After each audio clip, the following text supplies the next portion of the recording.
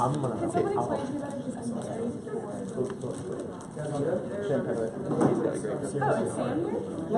okay.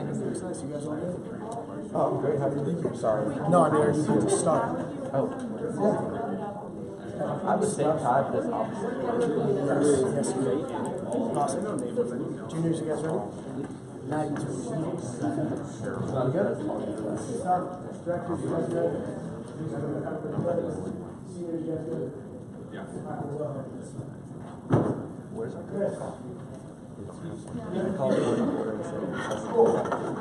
All right. How's it going, everybody? Happy Sunday. We're going to go ahead and get started. Sam, if you could come lead us in prayer and punch.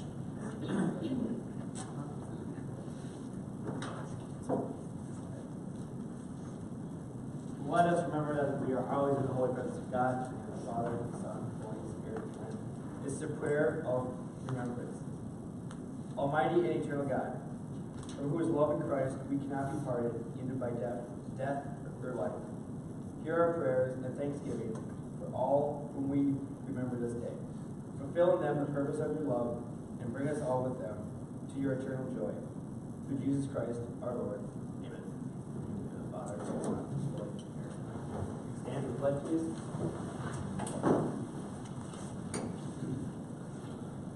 I pledge allegiance to the flag of the United States of America, and to the republic for which it stands, one nation, under God, indivisible, with liberty and justice for all. Thanks so much, Sam. Tonight we are honored to have Dr. Burnley here with us to speak a little bit more about the AIM survey that Maya and her committee are focused on pretty heavily. So Dr. Burnley is the head of the Office of Diversity and Inclusion here at UD. So without further ado, Dr. Burnley, if you're ready to go. Thank you. Awesome. Thanks so much. Good afternoon, everyone. Good evening.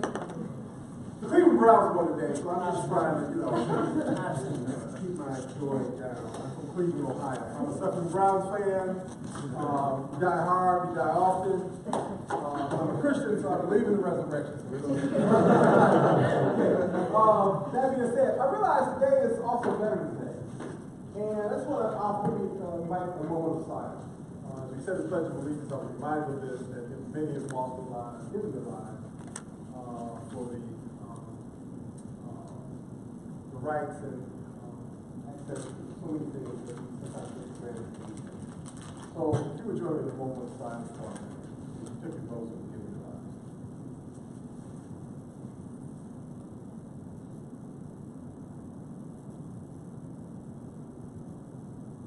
Thank you. So tonight, I just want to, I'm here really to do a couple of things. I'm going to try to be brief. When you see the text, the content of the screen I'm going to show you, take notes, but this is the way you don't do PowerPoint presentations. Totally too much, but it's information that I want you to have. And if you'd like to have a copy of this, I'm happy to give it to you to distribute to your members. So there's a myth that I was recently made aware of. And maybe it's a rumor, maybe it's a myth, And so, but I'm going to start by raising a question, a true or false question, just to kind of get your reaction. True or false? The University of Dayton's commitment to diversity, equity, and inclusion, and the work, the resources of the Office of Diversity and Inclusion, primarily serves the needs and interests of students from underrepresented racial and ethnic backgrounds. True or false? Who's doing the balance back to do this? Nobody's going to do anything true, like when I say here. True or false? Well, here's the rumor that was recently brought to my attention. There are a number of students who believe this is true. That's really the thrust, the focus of our work. And it is absolutely false. This, in fact, is not the case. In fact, the work of the Office of Diversity and Inclusion is informed by and responsive to our Catholic and Marianist mission. You, as leaders on this campus, should be very familiar with this language. These are some of the tenets or themes, common themes that are embedded in our Catholic and Marianist mission. 4, as you can see, is building community across diversity. Diversity is complex, it's fluid, it deals with multiple identities of the human experience and how they intersect. Is race and ethnicity among these? Yes. Are race and ethnicity among these? Absolutely. So is gender. So is sexual orientation. So is religious belief. So is spirituality. So is social and economic background, veteran status. You can go on and on and on. Nationality, national origin, tall, short, fat, skinny, left-handed, right-handed. You can go on and on and on. It's very complex. And as a university committed to developing or advancing an education for the common good, we're concerned about how we provide a space, an educational experience for you as students that really prepares you and helps you to learn or develop capacity to navigate the very complex, multi-layered reality of the human experience and identity. So when it comes to being here at UD, what have we offered you that will allow you to develop what we call intercultural competencies that would allow you to navigate multiple layers of the human experience while you're here, but especially after you leave here. Because I guarantee you that developing intercultural competencies are critical for you, for all of us, if we're going to learn, lead, and serve. I'm not going to spend time going through all of these, but building a community across diversity addresses educating a family spirit based on mutual respect, care, and genuine concern. Helps us to stay at the table when conflicts and tensions arise. You know as well as I do, we live at a time where it's very difficult sometimes to be in a space where we can engage in civil, respectful discourse with people who think very differently than ourselves about very difficult issues. That's a capacity. You know, we have national leaders now that are shouting at each other. We're using all kinds of vitriolic language, where dialogue is almost a rarity. I'm not just talking about Washington, D.C. I'm saying there's this inability, it seems, to engage in dialogue, where we can enter into a space where we are not so much or as much concerned about convincing the other of our view of reality, but that we enter into spaces where we're passionately listening, seeking to understand the other, right? Listens to and appreciates others who are different. We're not often taught that.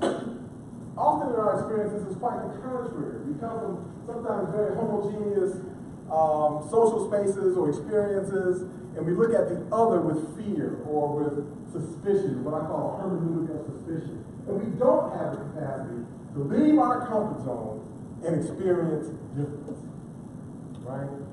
And I'm not just talking about race, but I'm also talking about race. It's part of the mosaic of diverse identity. shares beliefs and convictions in a way that touches and experiences others, creatively merges and expands ideas into solutions for the good of everyone, models a way for change within society and the church, and the Marianist tradition of education. How do we develop that capacity where we can learn and lead and be effective? I'm going to talk about arguments that we're making for why we're doing this work around diversity, equity, and inclusion.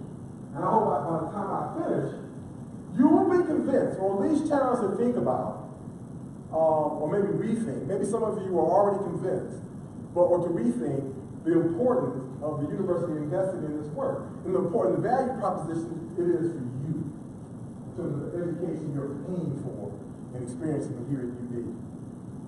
So there's the educational case. I'm going to offer an educational case, I'm going to offer a business case, and I'm going to share with you a bit about what our concern is, my concern and others, about how the myth or the rumor or this myth about what this work is for and the impact it's having on student participation on a climate survey that we're conducting as we speak. Then I'm going to end with an invitation. Maybe even a challenge. Researchers are really clear about the value of diverse community. It enhances research and innovation, strengthens organizational culture and teamwork. The research is clear, and it is replete with how homogeneous groups are not as creative, effective, or even it lacks a competitive edge as when compared to diverse working groups, diverse groups.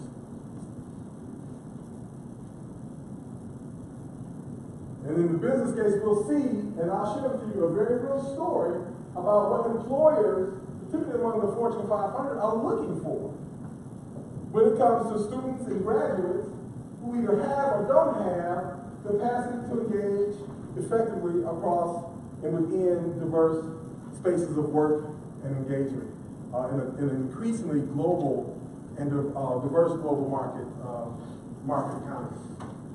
The business case, Forbes, has identified workforce diversity and inclusion as a key driver of internal innovation and business growth. A National Academy of Science study showed that groups of diverse problem solvers can outperform groups of high ability problem solvers.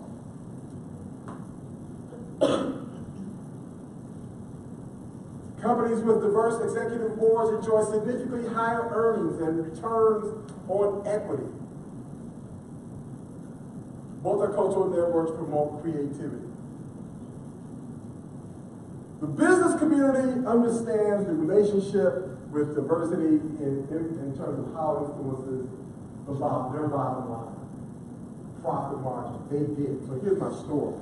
I attended a national conference of chief diversity officers from higher education all over the country. There was a lunch sponsored by Ernst & Young. In the opening remarks, this gentleman said that Ernst & Young has begun identifying colleges and universities who are not investing in education, curricular and co-curricular activities for their students to help develop intercultural competencies because they have learned that these colleges are not graduating students that will position them to work in a global market economy. That they're hiring more international students, because international students from outside the U.S.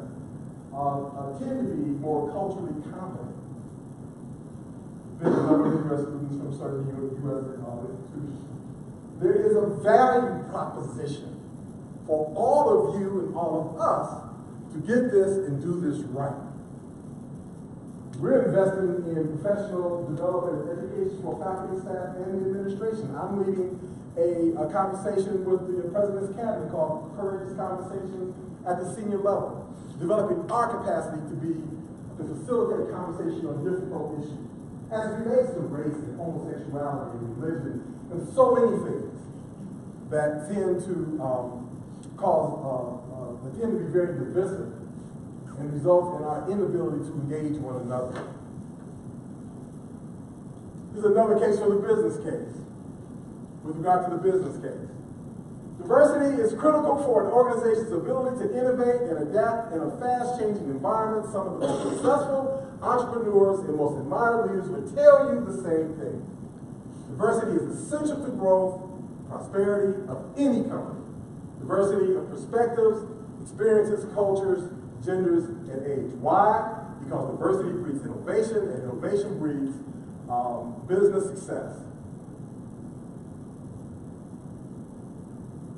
They get it. They get it, not so much for altruistic reasons or kind of missional reasons, such as the University of Dayton, who's driven to create or achieve a university for the common good, to help us lead, learn, serve. They're getting it because of their bottom line. They understand. Yes, I have a lot of students tell me diversity, diversity is diversity. Enough already. There's this thing called diversity fatigue. I even had an alum write the president and said, until you get rid of that new position you created, Vice President for Diversity and Inclusion, I will not donate another penny to the University of Dayton. You all should be, you as students, regardless of your identity, should be the first to demand the university continues this work, because it has profound and immeasurable consequences and implications for how we're helping you prepare for the world that you're about to be outside of this campus. So the question, and I'm about done. So I think I'm going to finish before 30 minutes. And I wanted this to be interactive, but I wanted to get this small. I told you it's going to be interactive. Yeah, I'm sorry. Can the faculty, staff, administration, and trustees deliver on its mission-informed promise of a Catholic American education reflecting the highest standards of excellence without a resolute commitment to diversity, equity, and inclusion? Can we do that? Say we got rid of my office and we stopped talking about diversity and inclusion. We stopped, let's say we just got rid of that. Can we deliver on what we've promised you and what you're paying for? And my response is clear: no. We can't deliver on that. We must do this. Well, that's because it will be a disservice to you. Now, if we did. Now, my concern is, now this survey. I'm currently leading a presidential task force that's charged with the development of a comprehensive strategic plan to advance diversity, equity, and inclusion at the University of Dayton. Part of that survey, part of that work is we're doing two things, working with an outside consultant. We just completed a comprehensive assessment of diversity efforts across the life of the university for the past 5 years. Massive. Our consultants coming back to report on the findings in January. We're also doing what's called the Aim for Community survey. And we targeted 20%. This is a survey because we're asking questions about how students, faculty, and administrators are experiencing UD's climate, social climate. We hear often how wonderful UD is, what a great community we have, and we do. Everybody doesn't experience UD in the same way. Our identities, there are differential experiences at UD, and they are, in fact, tied to real and perceived social identities. There's no question about that. For me, it's not even up for argument. We know that. But we need hard data. And we need students, faculty, and staff to help us get a sense of how you're experiencing the UD community. It's a short survey. It's about 15 minutes long. But here's the challenge. And quite frankly, here's the concern. You guys are not taking the survey. That survey's been up for how long now? Almost a month? 9%. Faculty and staff, they're engaged. A survey, a significant sample, and a survey of this magnitude across the country, 19% is what one would consider a good statistically significant level of participation. We sent out surveys to alums going 3 years back. Alums are probably just hitting delete when they see a lot of things, so we're not really depending on that. But these are the people that are still here at the university. We have 25% of faculty of employees, faculty, staff, and administration, only 9%. My concern is, and this is what the feedback we got, that a number of students, particularly European American students, are under the impression this survey is only for students from underrepresented racial ethnic backgrounds. It's not true. We need your voice. We need to know what you think about a lot of things that are associated with this work, and there are questions embedded in the survey, and I'm kind of here to ask your help. To get the word out in your dorms, in your organizations, various spheres of influence that you have, to engage, to invite, to encourage students to take the survey. It is so important for all of us, including you. It's not just for students from underrepresented racial ethnic backgrounds, students of color, whatever language you want to use. It's for the UD community. 15 minutes.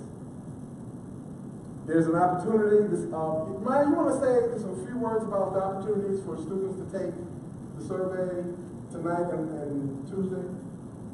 Yeah, so this evening at 8 here in the ballroom, we will have kind of a repeat of your talk now, just to explain to the student body more about the survey, why it's important for everyone. And we will also do it again in 207 on Tuesday. Just making sure that word gets out. If you need a copy of the link, let me know. What about past points? Oh, That's the big piece. Yeah. That's the carry. Today, there will be PATH eligible, and Tuesday we PATH eligible next. 2 PATH eligible events. You invest 15 minutes of your time. The conversation won't be really a repeat. It's going to be a conversation. It's going to be more conversational. Our executive director of Schools of Excellence Education will also be here, and we'll talk a little bit about what we got. I promise that will be a little bit. Any questions, comments? I would like to just invite for the 5 minutes. Any thoughts about, the myth that I'm hearing, rumors? I mean, help educate me. Well, I was going to say one thing is, if you want people to fill out your survey, there has to be an incentive. So I know now you have 2 PATH eligible events, so that's at least an incentive for people to go and check it out. Right. But like a lot of people just aren't going to do stuff without incentives. Yeah, and apparently the data that we'll collect that will help enhance your educational experience. Very few of about it is not incentive enough. And that's kind of why I'm here. Because my concern is that the myth or the misunderstanding about the nature of our work and who it's for is in part playing a role in setting issues aside in the low participation. Maybe it is associated with diversity piece, and I hear that. But thank you for that. We have a few more days. That survey is coming down on the 14th, Wednesday. And so this is the last effort, if you will, to try to get that. But I want to say the challenge is, let's not let the faculty and staff outdo you. They're all busy as well, but they're taking the survey. And there were no incentives. But they do recognize the importance of it. Yes?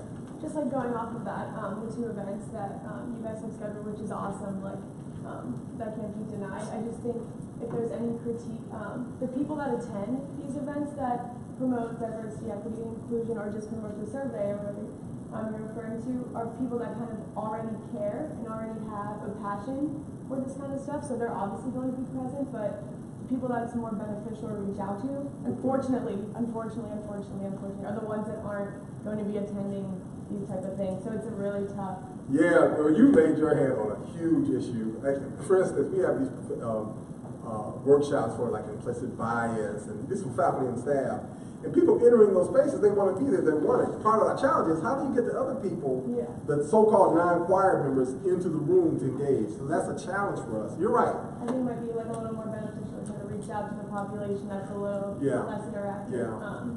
Even I know as a first year, very recently, I'm a sophomore now, so I'm just a first year. I think that's an easy time in your life to get rid of prejudices and predispositions and change your path and change your mentality. So I think reaching out to first years, not exclusively, but maybe particularly, could be a good idea because they're at a point where they don't know the climate on campus and what that is. So you can make that for them.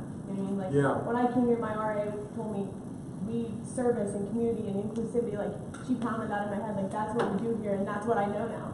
Because as a first year, so I just think first years and people like that in particular is who should be reached out to the most. Yeah, and I would thank you for that. And I acknowledge that a strategic and tactical error on our part was not to be here much sooner. Really soliciting your assistance, your help, your wisdom, your guidance. And that's on us. So it's a late ask, but I'm begging you, please get the word out. And if you in this room haven't taken the test, the survey, please do so. It's really an investment. As leaders, I'm asking you to do that. And to share with others, you know what, I've taken it, it's not long, and just kind of get the word out. Any last comments or questions, or it's just even a reaction to anything that I've said that maybe you want to constructively push back on?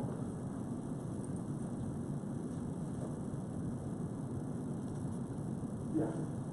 Just speaking to your point about it not just being about race, I think at our event last weekend with the president talking about how women feel walking across campus, that showing up in the survey is going to be immensely helpful. So sharing with your friends and colleagues that there is a need for everyone to share their experience on here, not just students that we think might be having a different experience than typical experience. Appreciate that. We're really trying to model inclusion, and that's what we're really trying to do. And the survey was just thank you for that. Last word. To answer your question, it's not like those online tests, like you know how it makes you fill out every line in one form? You don't have to like fill out every question, so there's really no excuse to do it. Use it for question. If you don't have an answer for it, if you're just really too uncomfortable to answer, keep in mind it is anonymous. You don't have to answer every question. So thank you in advance. Thank you for listening. Thank you to your leadership for this time. I'd like to come back in the next semester to talk about what we've learned through this survey, and we can go from there. But God bless you all. Thank you, and go Flyers and go Browns. Thank you so much.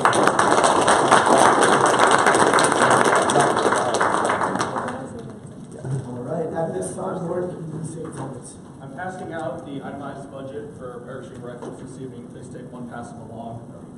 President Broderick. Here. Vice President Shahowski. Present. Vice President of Finance Rosati. Here. VP of Communication Pearson. Here. Speaker Myers. Here. Chief of Staff Mercado. Here. Chief of Staff Fisher. Here. Chief of Staff Fogg. Here. Sergeant Tobin. Are any committee chairs present that are not part of the Senate? Director Smith-Husters. Here. Director Enderby. Here. Director Elmore. Director Savage. Here. Senator Petros. Here. Senator Gual. Present. Senator Jagel. Present. Senator Alvina. Here. Senator Stewart. Here. Senator Reeves. Here. Senator Trotline. Here. Senator Hubbard. Senator Ward. Senator Schmidt. Here. Senator Silvas. Here. Senator Sundermeyer. Here. Senator Baeza. Here. Senator Osterly. Present. Senator Twigg. Here. All right, thank you so much, Lord. At this time, I'd like to open up for any public announcements this evening. Seeing none, are there any public comments or concerns? No, just curious about the form, like the diversity form. So I remember like 2 months ago, there was a case in preparation form, at least as eligible. Can we make that form be as eligible as well? What form? I'll make it I recently met with Dr. Burnley about this, and I suggested that he attempt to make the survey path eligible, like online. The problem is with a survey like this, you can't do anything to promote or incentivize the sort of looking for these because that would skew your data, right? Because if you're, it's kind of odd to pathway that, but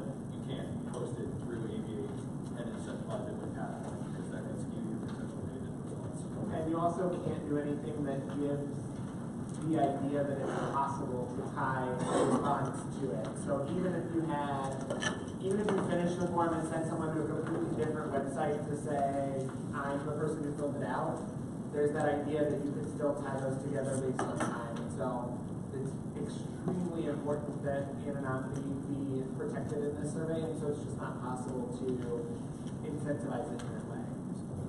That answer your question, Tony? Great. Any other public comments or concerns? All right. Are there any SGA members that would like to give reports this evening? Director Smith-Custer. So we talked about it tonight. We have the AIM4 event.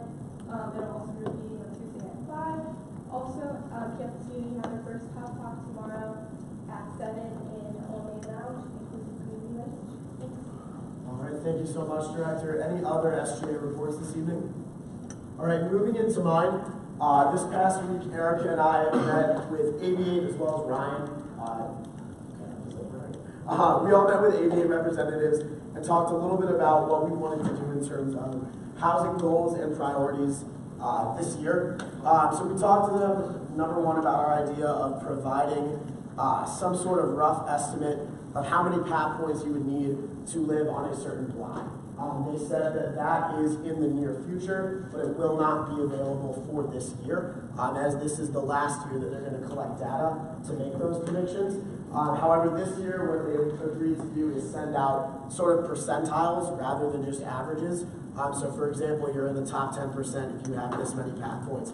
You are in, the mid 50% if you have this many path points. So that information should be very helpful when our students, especially our upperclassmen students, are trying to find housing next year. This week, we also have upcoming a Random Act of Kindness campaign. I know I've talked a lot about this in the group meeting. I will need help after Senate. We have sticky notes and Sharpies in the office, and every senator could just, go write 10 little quick notes. We'd be done in 5 minutes. But Amy, thankfully, has secured us the window space in the hangar. So we'll be putting up those positive, encouraging messages throughout the week. If they are all taken up, we'll find something else to do with the remaining week. In addition to that, tonight I'll be reaching out to Maddie Cooper-Ryder and those who work for UD that are in charge of the Commitment to Community sheet design contest. It was actually brought to me by a fellow junior named Bailey, who reached out and said that we should try to do something like a sheet sign contest for mental health advocacy. So creating sheet signs in the student neighborhood that sort of advertise the anti-stigma reputation that we're trying to build here on campus.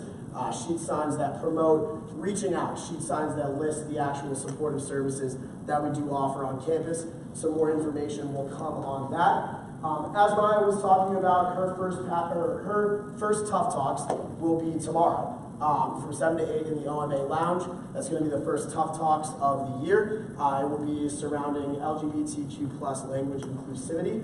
And that is also the grand kickoff event for Community Means Everyone Week, which starts tomorrow, November 12th, and runs through November 20th. Now, on November 15th, which is sort of in between, I know our Chief of Staff, Mikado, sent out that poll to you guys. I think right now 16 of you said that you would try to make the Student Advocate Path event on the 15th, whereas 6 of us, myself included, said that we would be at the Sustainability Path event. Just make sure you are going to those events. Again, this is your opportunity to show your constituents that you're actually here, you're actually present, you're listening to them, you're taking their concerns and presenting them. We do have a new member of SGA. John Canning, can you wave hi to everyone really quick? Thank you. So, John is trying to fill a senior senator role. There's a piece of legislation before the Senate tonight that will go for his nomination and approval. Speaking personally, I've known John for almost a little over 3 years. He's in my fraternity with Maya and a few others. He's a really great guy. I support him. Hopefully you guys will too. This past week, I also reached out to representatives from Red Scare. One of the members on the Red Scare exec board, his name is Chris LaRue, and we are planning what is known as Flyers Giving, which will be an event specifically for our international students. So I will be reaching out to Sam and to Maya here in the coming week. But essentially what we're going to be doing is, are any of you guys going to be here over Christmas break? By any chance? Or not over Christmas break, over Thanksgiving break? Awesome. If you are going to be here, I would encourage you to reach out and let me know, and I will put you in contact. But essentially, there's a women's basketball game on November 21st. Before that game, we are going to provide a traditional American Thanksgiving dinner sponsored by KU Catering for our international students who typically don't go home for Thanksgiving break since it is such a short amount of time. So SGA has agreed to split the bill with Red Scare for the catering and for all of that. Advertisements will be sent out soon, but that's going to be a really awesome event, and I encourage you guys to spread the word and attend if you can. Last but not least, member of the week is Director Smith Custer. Maya has been doing, do we have a PowerPoint? Did you make one? Can you pull it up? I don't know. It's in the drive. Joe, can you pull it up? We'll try to get it pulled up, but Maya has been doing an amazing job. We had a meeting with the Office of LGBTQ+ Support Services probably 2 weeks ago, and they literally just asked Maya to create a tough talk out of thin air. And she really took that with stride. She has created that tough talk, and that is going to be again tomorrow. She's been doing incredible work with the international population, with actual programming, and with also writing legislation. As you saw, we had resolutions last week, we have resolutions this week from her committee, so we really wanted to thank her, show her our support, so thank you so much.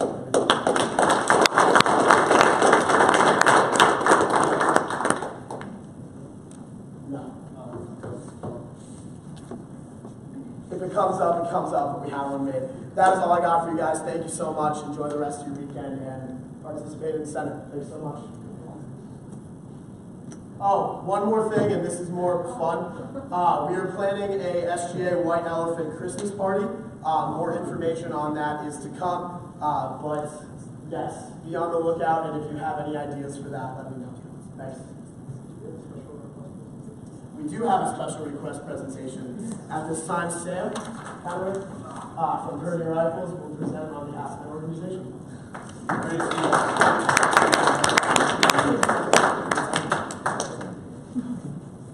Way extra. So, hello SGA representatives, fellow students. My name is Sam Inuit, and I am the current commander of the Persian Rifles military fraternity on campus. I know many of you are probably wondering right now what exactly this organization you've never heard of does. So let me lay it out for you from the beginning. So Persian Rifles is the oldest fraternity on campus. It was originally named the Dickman Rifles after Joseph T. Dickman, a St. Mary's grad who served as second in command of all the American forces in World War II. He wrote a book, which I brought for dramatic effect, in which he catalogs his career and professes a great admiration for all those who serve a higher purpose in a community for the higher purpose. I hope this is a fact that's not lost on this, the 100th anniversary of World War I coming to a close. As times changed, the Dickman Rifles eventually became part and were renamed the Pershing Rifles, a national organization of drill fraternities whose namesake, John J. Pershing, was commander of, who was the commander of the American forces during World War I. I could go on indefinitely about our history, but I know most college students are not interested in a geopolitical lesson from the 20th century. So that's all I'll say.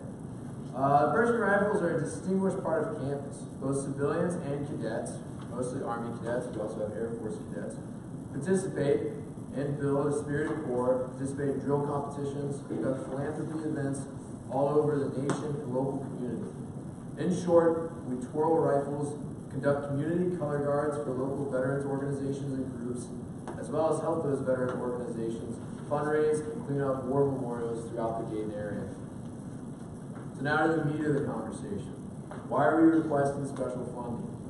As a relatively small group of individuals, 18-ish in total, and most of our events done free of charge, we rely on donations and funding opportunities through groups like SGA to fund new equipment, tools, and other necessities.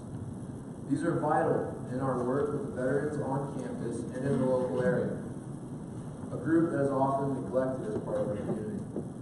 The money given by SGA this special request season will directly affect our largest community building event, our national convention.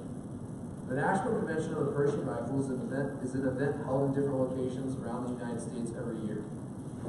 It brings people from all walks of life to participate in drill, color guard, and community outreach events.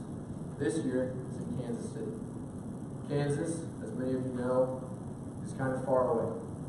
The 3-day conference requires hotel lodging, a registration fee, and of course the gas and food to get there. This special request funding will go directly into this effort, hopefully getting at least 5 members to attend. This isn't just your normal frats national convention. It's an opportunity in which high-profile individuals like Colin Powell, former General and National Security Advisor, generals from all the service branches, politicians, and countless presidents have attended. Having students from UD experience this conclave of professionals will bring a new depth to our university that no speaker or other event could ever produce on campus. I've talked way too long about this, but it's something I am quite passionate about, as are the people over there who are all members as well. I personally believe that as a student government on the centennial and end of World War I, the centennial of the end of World War I, as well as being Veterans Day, you should care about this request. However much money you choose to give, know that it is going to serve a higher purpose within this organization that looks not to serve only UD, but UD's interests nationwide. Thanks. If any of you guys have questions, you can shoot them. Yeah. So you said your other forms of income are like donations and stuff. So if you don't get the full amount, what's your backup plan? To go to NatCon. So you are one organization that we are asking for funding. We can also ask the Military Science Department for some funds. We are doing other forms of fundraising. We recently helped at a World War I memorial, making those connections to try to raise funds. That was more or less a volunteer event where we helped clean up a local war memorial. But we are doing little events. We're thinking about doing t-shirt sales for the actual Army ROTC cadets, because cadets love t-shirts for some reason, as well as using some of the color guard opportunities as fundraising events.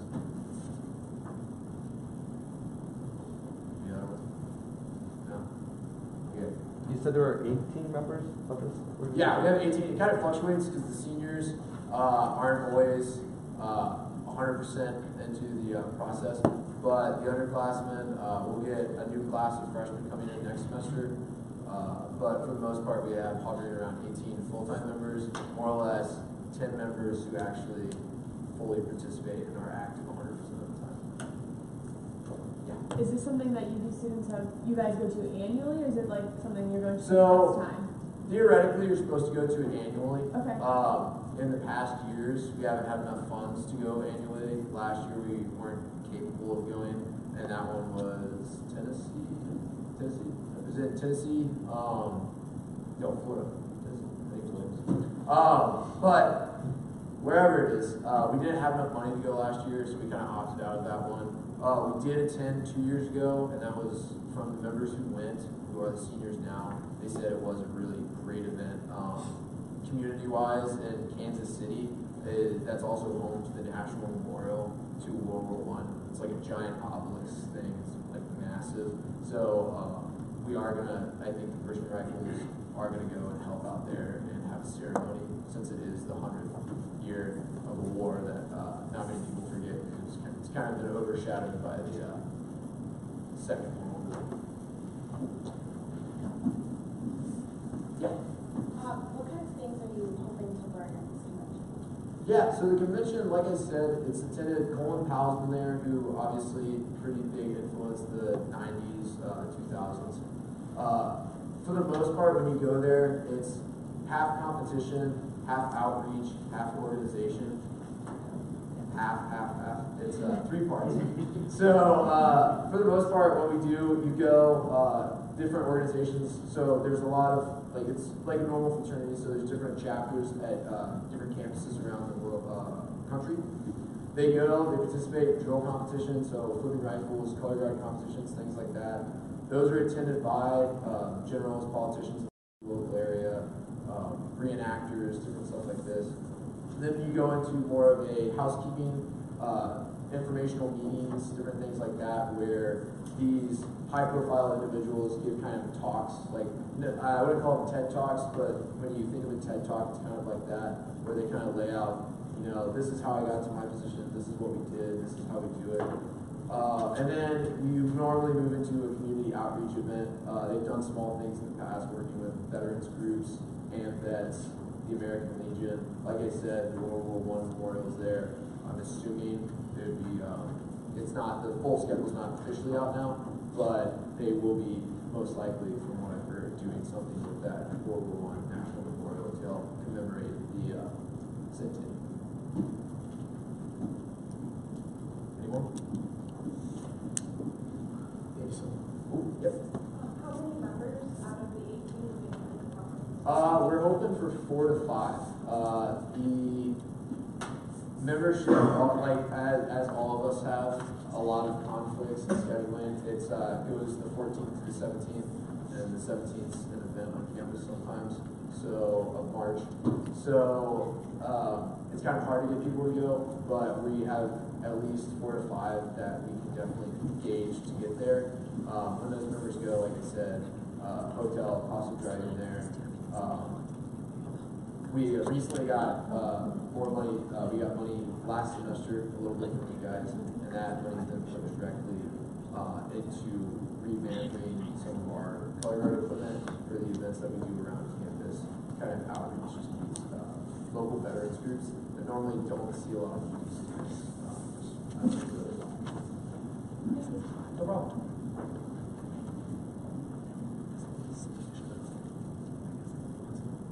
Thank you so much, Sam.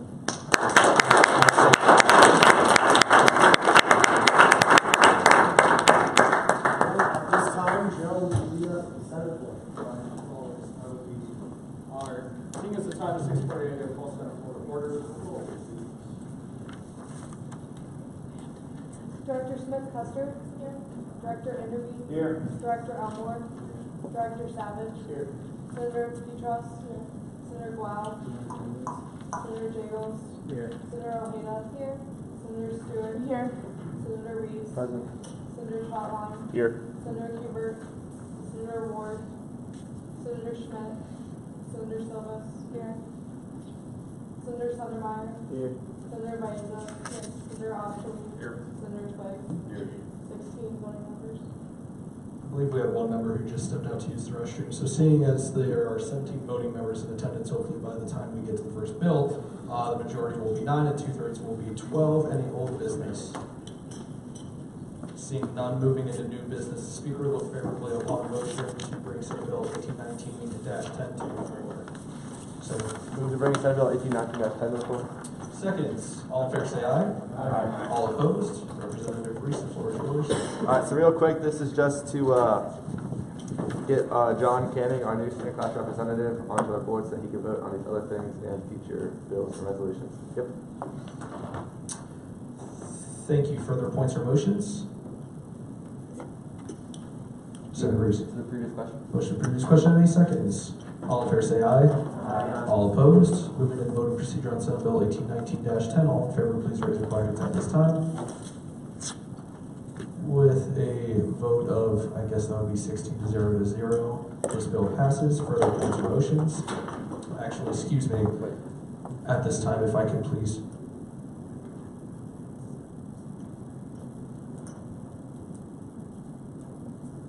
Speaker will look favorably upon a motion to suspend the rules to swear in our new representative. Motion to suspend the rules. Second. All in favor say aye. Aye. All opposed? All right. John, if I could please have you rise at this time. Please raise your right hand and repeat after me. I state your name. I, John Canning, Do solemnly swear that I will faithfully execute do solemnly swear that I will faithfully execute and will to the best of my ability preserve, protect, and defend and will to the best of my ability preserve, protect, and defend and defend the Constitution of the University of Dayton Student Government Association, the Constitution of the University of Dayton Student Government Association, and will serve the undergraduate student body and will serve the undergraduate student body in accordance with the Catholic and Marianist values in accordance on which the University of Dayton is founded. on which the University of Dayton is founded. Congratulations.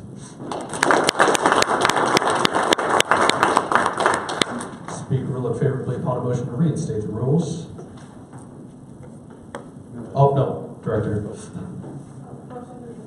Seconds. All in favor say aye. All opposed? All right, seeing as we have a new senator, because our individual has yet to return, we are now at 17 voting members, 9 as majority, 2/3 as 12. Further points or motions? Director. Motion for Senate Bill 1890-09. Seconds. All in favor say aye. All opposed? The chair recognizes Vice President Rosati. So, I'm not sure why this bill doesn't have a back to it, so I have to give you guys the numbers from up here. The maximum amount allowed to be awarded to Parish Medical is $1,928. Their ask, the total ask in front of the amount was $2,410. Since the line items are right there, they're a very organized organization. They have a detailed application. I believe they actually will benefit the community. They have good purpose, but I don't want to recommend we give them the money for the actual guns, rifle belts, and ammo. I think it's fair to cover the registration fee and half the hotel costs. They deserve a good amount because they're a well-organized group and have set plans and goals. They also receive fall funding. We have $7,222 remaining left in the budget, and we have 2 special requests coming up next week. So keep that in mind. Thank you, Vice President Rosati. Further points or motions? Senator. Point of information. Yes, sir. To VP Rosati. Why do you believe that we shouldn't actually fund the ammo and the guns themselves? Vice President Rosati. There's no ammo on there. It's just rifle belts and color guard rifles. I thought the hotel and the gas for the registration fee would be a better thing to fund, just so we don't have to get into that. Okay. I yield my time. Further points or motions? Senator. I just want to, I know most of these members, and I just want to point of information out that they have the largest representation that we've seen this year, and in years past they have, I think, 7 or 8 members here. So that's the largest we've seen, and I will say that I have seen their work in the community and do support all that. Thank you. Further points or motions? All right, seconds. All in favor say aye. All opposed? We will go around and please raise your flags with any suggested dollar amounts at this time, starting with Mr. Troutline. $1,210. That is the equivalent of 1/3 of the hotel fee, along with the registration, rifle belts, and color guard rifles. Further amounts? Director. Recommended 980.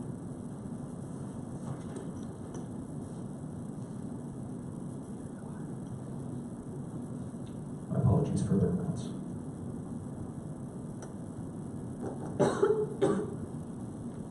Going once. Going twice. 1,180. 1,000. Okay. Excuse me. Like $1,080. 1,180. Okay.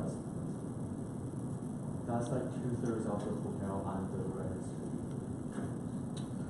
Thank you. Further amounts? Seeing none, the number we're looking to hit with majority is going to be, all right, we have 18. It will be 10. So let's start with the full amount that they are eligible to receive with 1,928. 1,180. As that is the amount to have reached majority, 1,180 will be the amount to appear on the bill. Further points or motions? Yes. You skipped the 1,200 one. Yeah. I don't know how to count, so we're going to go back real quick. It's been a very long weekend. All right, so 1,210.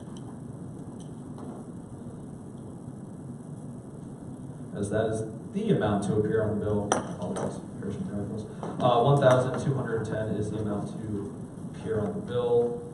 Further points or motions? Motion to approve this question. Motion to previous question. Any seconds? All in favor say aye. Aye. All opposed?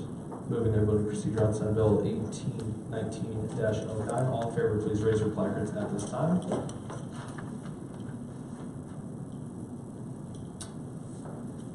All opposed?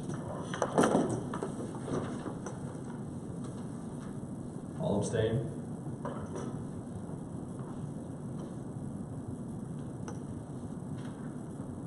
With a vote of 17-1-0, this bill passes. Further points or motions?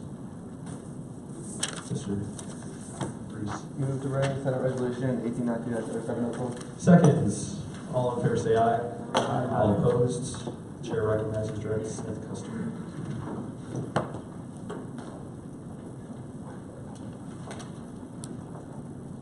Just a recap from not this past Friday, but was Friday before Memorial Gathering that we had with Mary's involvement, just to recognize and try to Pittsburgh to unite students from Pittsburgh and our Jewish community out inside of the UW. Special thanks to Mr. Paul and his Matthews for helping make this emergency fund happen, and special thanks to Dr. Sina for coming. He personally rearranged his schedule to make it. So thank you to everyone who made this possible. Thanks. Thank you, Director. Further points or motions?